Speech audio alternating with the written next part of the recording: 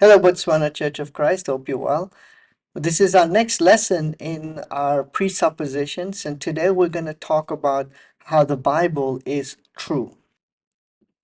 So, what do we mean by the Bible is true? Well, in Titus 1, verse 1, the Bible reads, Paul, a servant of God and an apostle of Jesus Christ, to further the faith of God's elect and the knowledge of the truth that leads to godliness, in the hope of eternal life, which God, who does not lie, promised before the beginning of time, and which now, at his appointed season, he has brought to light through the preaching entrusted to me by the command of God our Savior. This is what we mean by the Bible is true, in that because it's God's word, the Bible is true. Now this is what we have to wrestle with. The Bible is true, but people lie and have misused the Bible. And this is one of the things we have to account for when we explore this presupposition that the Bible is authoritative and true. Yes, it is, but we have to account for the experience people have where the Bible has been misused and lies have been fabricated, using the Bible as a source, bringing the Bible a bad name. Can you think of any experiences or examples where the Bible has been misused, where lies have been fabricated, using the Bible and thereby giving the Bible a bad name? Now, there's historical examples, and there's also current examples where the Bible has been used by people to for personal gain, or have used the Bible and established a standard but haven't really kept to the standard. In Matthew 6, Jesus tells us, so when you give to the needy, do not announce it with the trumpets, as the hypocrites do in the synagogues and on the streets, to be honored by others.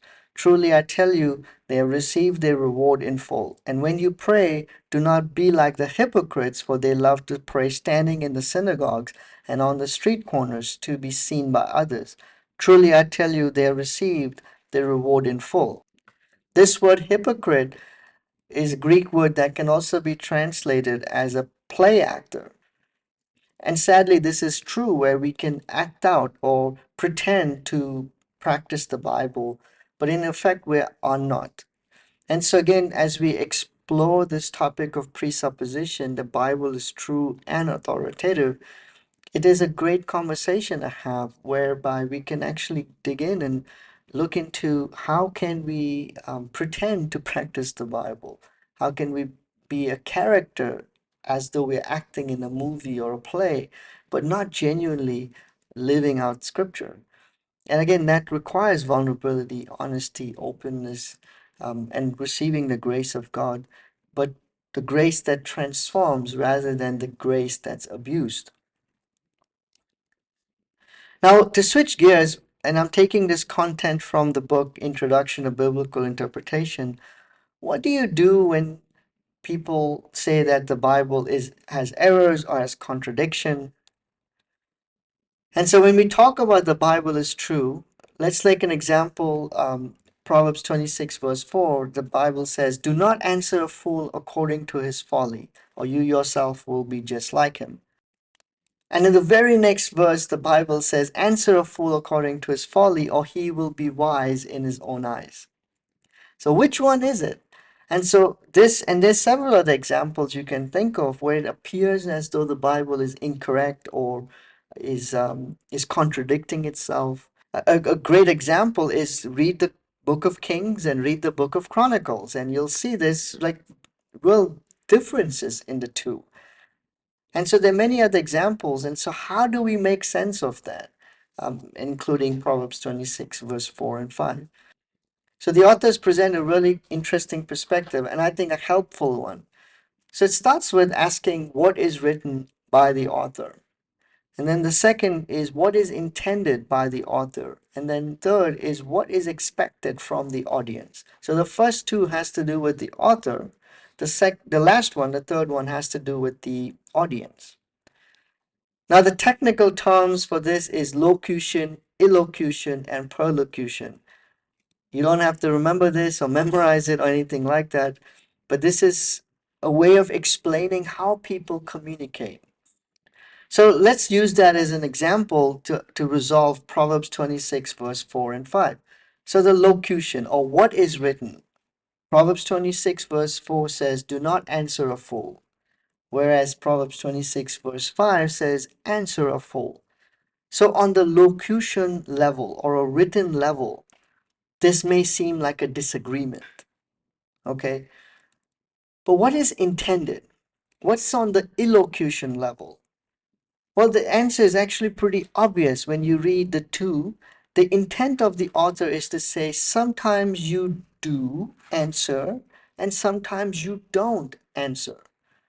So there is no real disagreement or error when it comes to the intent of the author. What the author is intending to communicate is actually pretty clear when you read it. On the written level, it's disagreeing, but on the intent level, it makes all the sense. There are times when you actually don't want to engage a fool and get into debates and arguments. And then there are other times when you actually have to in order to correct the person who's incorrect, and rather than them going on as though they believe they are correct. And then on the action or intended action from the audience or the perlocution level, well, the author wants us to choose wisely. This is not a prescriptive passage, as in a formula.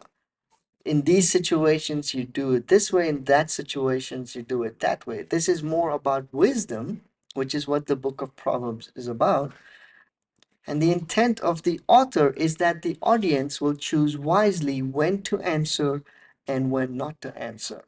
So hopefully that makes sense that when we think about the Bible and that the Bible is true, and if there are times when it appears the Bible is incorrect or is contradicting itself, we have to look not just at what is written, the locution, but we have to also examine the intent, the illocution, and then the perlocution.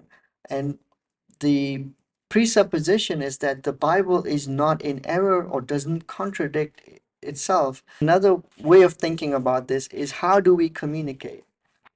So, for example, if I said to my 8-year-old son, I'll be with you in a minute, that's the locution. But what's my intent?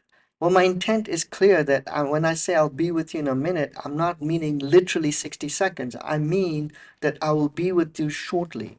Shortly doesn't mean a day or a week or a year. That's silly. My intent is to say I will be with you in the next 10 minutes or 5 minutes or something very, very short time. But it's not literally a minute. What's my intended response that I would like to have from my son is to for him to just wait for me. Now imagine if I said that, I'll be with you in a minute, and he starts to leave. I'll call him. I say, whoa, whoa, whoa, don't go anywhere. Just stay in the next room because I'll be with you in a minute, and then we can play or something like that. So again, in terms of human communication, and that's really the point of the Bible, is it is God's communication through human authors for his people, for his community, for his creation, for us. And so, keeping that in mind, we can then clearly know that God's word is true, and where there are differences and so on, we can actually account for that when we just think about how people communicate and the intent of the communication and the desired result or outcome of that intended communication. So, hopefully, that makes sense. In the next video, we'll look at the Bible as a spiritual document. That's our third presupposition. And then we'll close out on the remaining presupposition. Hopefully, these videos are helping as you're thinking and praying, as you're preparing for the talk shop. Thank you again so much for watching this video. God bless you.